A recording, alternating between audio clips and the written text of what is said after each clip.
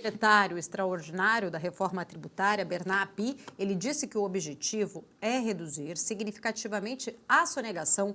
né, sonegação fiscal e também a inadimplência. Ele acabou afirmando que o país pode ter um dos modelos de cobrança ali mais eficientes do mundo. O sistema deve usar o conceito de split payment, né, onde ali já há uma chave que vai vincular, né, documentos fiscais aos pagamentos, né, garantindo então que inclusive os tributos eles já sejam retidos antes do pagamento ao fornecedor. Isso ajudaria a diminuir o hiato de conformidade, que é aquela diferença entre o que deveria ser arrecadado e o que realmente é recolhido. A gente sabe o quanto esse tema, né, deve ser agora um grande tema a ser discutido, principalmente no Senado, uma grande pressão principalmente por parte até do próprio Ministério ali da Fazenda, que fez esse estudo na tentativa de mostrar ao Senado o qual é, né, ali o ponto principal que pode se chegar ao IVA diante, né, das questões até destas exceções que já foram colocadas no texto, o texto aprovado lá dentro da Câmara com inúmeras, né, até exceções. E a gente sabe, Felipe, inclusive que essa é uma questão que vai dar muita discussão pela frente, há muito lobby, muitos setores que teriam ficado até descontentes de não terem participado de algumas das exceções lá dentro da Câmara, que vai ter essa pressão dentro do Senado. Há uma grande pressão também ali em relação ao Conselho Federativo, que vai ser discutido agora pelos senadores. Lembrando que no Senado o número de representantes é igual por estado, né? Então o peso acaba sendo ali igualitário entre os estados. Há parte de governos e estados que estão pedindo ali números maiores de representatividade dentro do Conselho. As discussões no Senado vão acontecer e com toda certeza também não vai ser um ambiente tão fácil assim, né, em relação a retirar possíveis exceções que já foram colocadas dentro da Câmara. Isso provavelmente não vai conseguir ali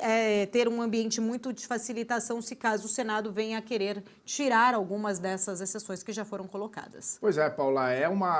eu acredito que seja a discussão central, né? Porque o próprio Ministério da Fazenda divulgou aquele estudo, né? 20% num cenário mais conservador, 27% naquele cenário com mais exceções, justamente para tentar balizar ou estabelecer um teto de alíquota depois de todas as exceções. Mas, né, a gente sabe que o apetite de muitos grupos organizados, de muitos grupos com força política dentro do Congresso Nacional,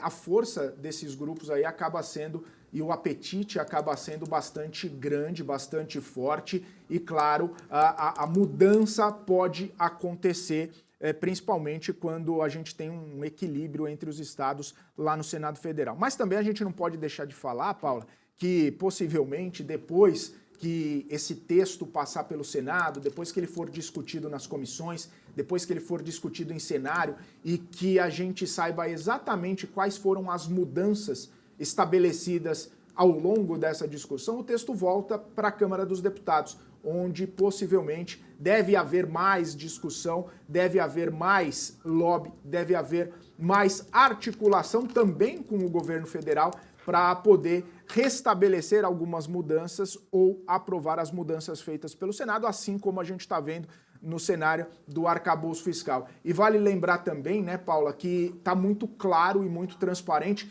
que parece que o governo tem muito mais ingerência e muito mais força dentro da Câmara dos Deputados do que dentro do Senado Federal. Mesmo que o governo consiga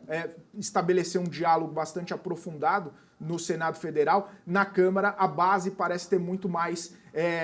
força de manobra, tanto por conta que a gente viu os últimos movimentos do próprio Arthur Lira, as conversas que ele tem reservadamente com o próprio presidente Lula, as movimentações das bancadas, as movimentações dos líderes. O próprio Zeca Dirceu falou outro dia, né? A gente vai tirar da pauta algumas coisas, principalmente tributação a milionários e bilionários, justamente para melhorar o ambiente de diálogo. Enfim, parece que o governo tem uma ingerência, ou pelo menos uma articulação um pouco mais forte na Câmara dos Deputados, até por ter um número maior, né, de bancada, um número maior de partidos ali tendo, né, a sua participação, o que acaba não acontecendo no Senado, onde as posturas são muito mais enfáticas, né? Os senadores eles têm posturas muito mais firmes e acabam não cedendo a tanta volatilidade das conversas do governo federal. Vai depender muito, eu ia falar justamente sobre a questão das articulações e sobre essa mini reforma ministerial também, né, que está em conta aí a possibilidade, né, de trocar ali, pelo menos na esplanada dos ministérios, de agrupar, né, vamos dizer assim, tanto ali PP e também republicanos, e isso pode acabar de alguma forma, né, trazendo ali uma facilidade maior do governo ainda na Câmara, mais ainda do que no próprio Senado. Isso depende muito também dessas articulações. A questão da reforma tributária, que acho que é um ponto fundamental, e a pergunta que fica, além de, né, vamos tirar aqui toda essa discussão do IVA, que já é, sim, né, algo que se preocupante em relação a esses 27% neste estudo que mostra, né, podendo ser aí o Brasil empatando ali junto com a Hungria a maior carga de IVA, né, no globo, no mundo como um todo. Mas além da questão da reforma tributária, da alíquota em si, que é uma discussão paralela, a pergunta que fica é o seguinte, né, a reforma tributária ela está sendo aprovada e discutida justamente com um único objetivo, simplificação, simplificar os impostos. O que a gente vê é que todas essas exceções e até as possibilidades ali de se criar, já vem tendo, né,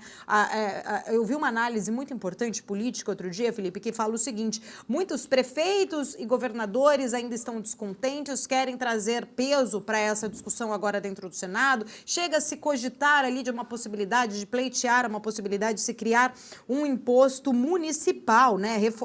de colocar ali uma arrecadação municipal, até alguns estados ter uma outra arrecadação para taxar exportações. O que a gente vê é que a reforma que traz como objetivo unificar 5 impostos, né, trazer ali um IVA e um IVA dual, com o IBS e o CBS, mas já há uma pressão para algumas exceções, e não só a exceção de alíquota diferenciada, mas a exceção de criar ali outros tipos de impostos. E aí, na forma ideal, você vai cair de 5 para 4, está simplificando mesmo, de fato? Acho que essa é a pergunta muito importante, né, que fica ali ainda muita dúvida de como que vai ser essa condução lá dentro do Senado.